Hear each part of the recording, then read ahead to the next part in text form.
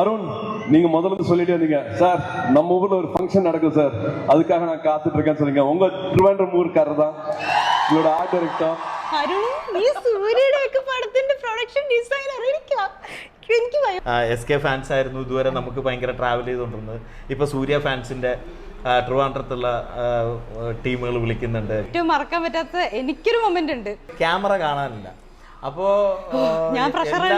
അതെ, ഞാൻ നോക്കിയപ്പം സബർണി ഒരു സൈഡിലൊക്കെ ആകെ കട്ടായി.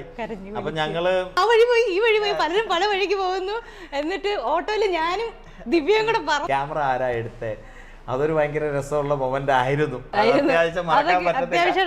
പിന്നെ ഞങ്ങൾ അവസാനം അതൊക്കെ അവിടെ നിൽക്കട്ടെ, നമുക്കിപ്പോ അറിയാനുള്ളത് സൂര്യ സാറിനെ കുറിച്ചുള്ള കാര്യങ്ങളാണ്. പാപ്പനെന്ന് കേൾക്കുമ്പോൾ എനിക്ക് ഓർമ്മ വരുന്ന ഒറ്റ പേരുള്ളൂ, മിഥുമാനുവൽ. പെട്ടെന്നൊരു സുന്ദരിയായ പെൺകുട്ടി വരുന്നു, പേര് സൗപർണിക.